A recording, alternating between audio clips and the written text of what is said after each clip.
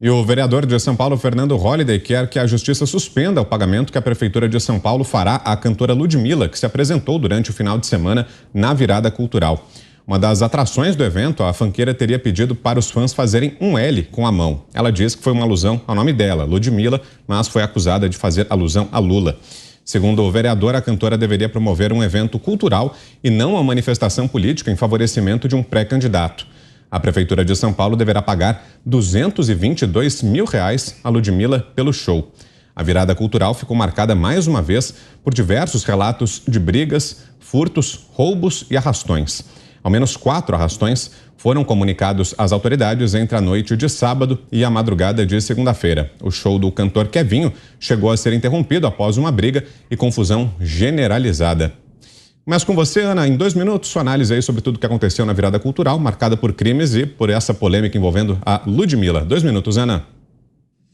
O interessante é que agora estão falando aí dos cantores sertanejos, né? Muitos partidos de oposição ao governo do presidente Bolsonaro, eles querem que uma CPI do mundo sertanejo seja aberta, exatamente porque eles receberiam cachês de prefeituras, né, para dar os seus shows aí em várias cidades do Brasil.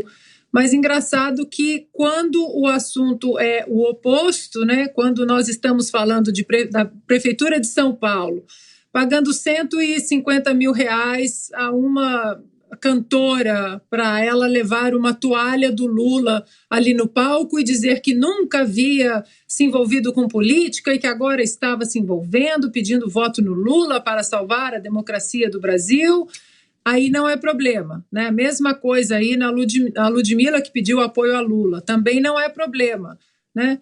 É a mesma coisa que nós temos falado aqui, né? O do gabinete do ódio, de um lado é gabinete do ódio, do outro lado é só gabinete do amor. O brasileiro já entendeu que a balança ela é diferente, ela tem 2 pesos, 2 medidas, ela corre para caminhos muito diferentes quando um lado do espectro político fala e o outro fala, né? Há muita polícia, muita vigia sobre o que é dito, inclusive nas redes sociais, né, dentro desse espectro da direita no Brasil, enquanto o outro lado pode ameaçar a STF, ameaçar fazer piquete e fazer manifestações em frente da Casa de Parlamentares, nas suas residências, ameaçar ministros. O outro lado pode tudo. Inclusive, ontem nós trouxemos aqui, né, a tal da Érica Cocai, duvidando das eleições em 2018, dizendo que o presidente Bolsonaro só venceu porque as eleições foram fraudadas.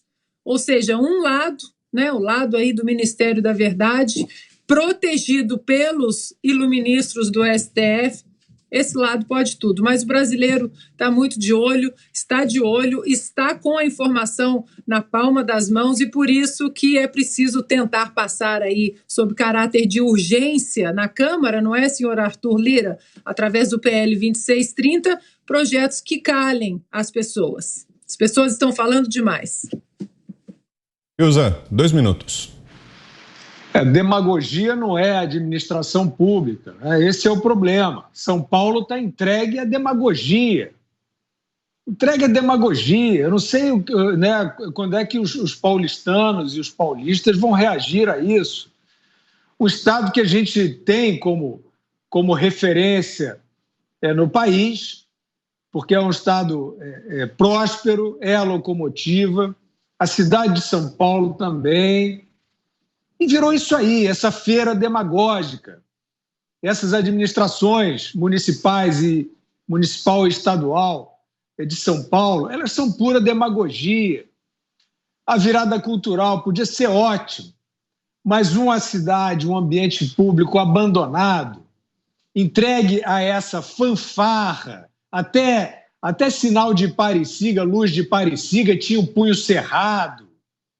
E aí fizeram durante a pandemia aquele horror, soldar a porta de comércio, um lockdown desvairado e sem ciência nenhuma, com transporte público aglomerado.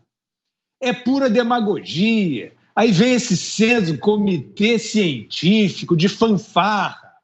Ou seja, tudo que é base, tudo que é baliza de civilização, de organização, São Paulo está abandonando essas administrações aí. E fingem o tempo inteiro que isso é pela vida, que isso é pela cultura, que isso é pela humanidade. É tudo mentira. Então, evidentemente, que tudo bem, tem aí o aspecto do teor político, vai dizer assim, não, são os que... É claro, quem vota no Lula e tem um mínimo de discernimento não está muito afim de respeitar o outro, né? Porque o Lula é um exemplo da falta de respeito ao outro. Ele foi condenado por roubar todos os outros, né?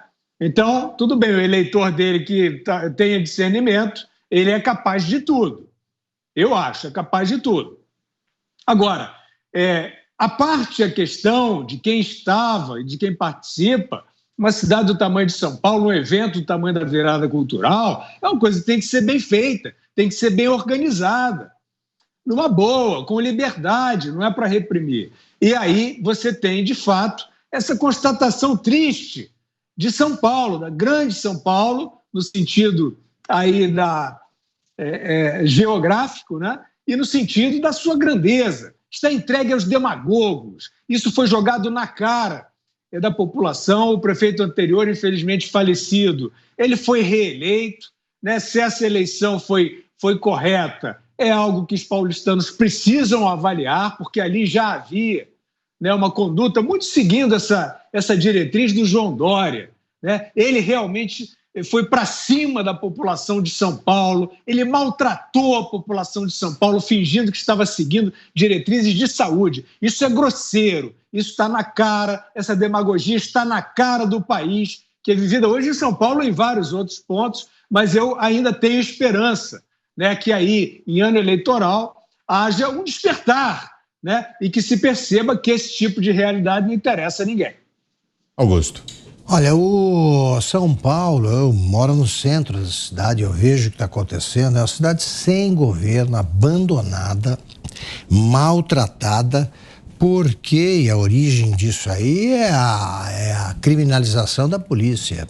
A polícia está de mãos atadas, né, pelo Supremo, pela demagogia dos chefes, e você não tem nem o policiamento preventivo que evitaria crimes banais. O roubo, você sabe, se quiser eu desenho aqui os pontos em que mais se rouba telefone celular em São Paulo. Não há nenhuma viatura estacionada em algum desses lugares no momento. Nenhuma. Então, e se você prende, meu Deus, tem um menor de idade sempre para assumir. O que é isso? É infância, vítima da injustiça social, tal.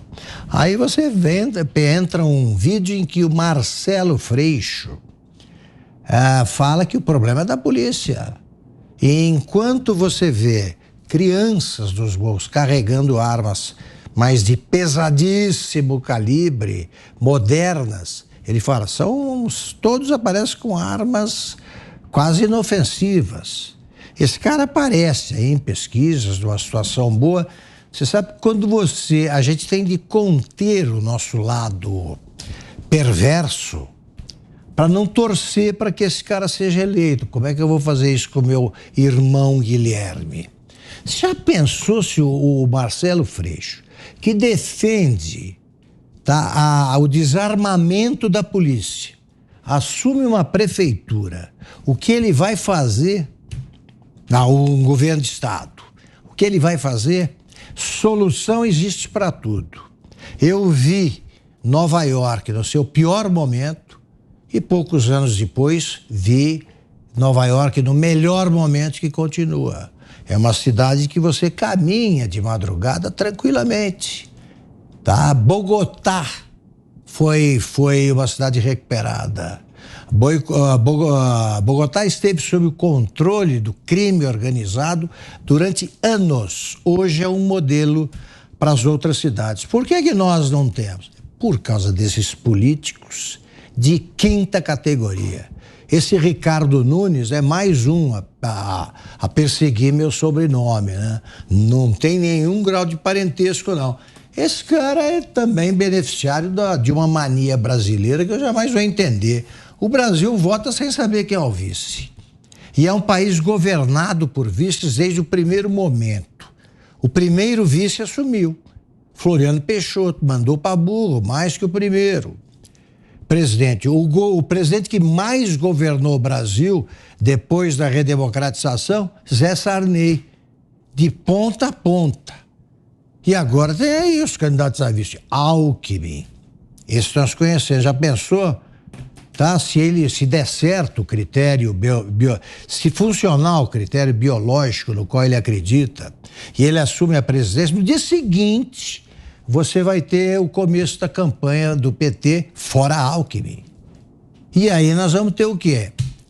A cidade que em certos trechos é dominada por bandidos e fora da lei, e gente fora da lei, vão fugir completamente ao controle das autoridades. As maiores cidades brasileiras estão se transformando em zonas de exclusão. Pertencem ao país só no mapa.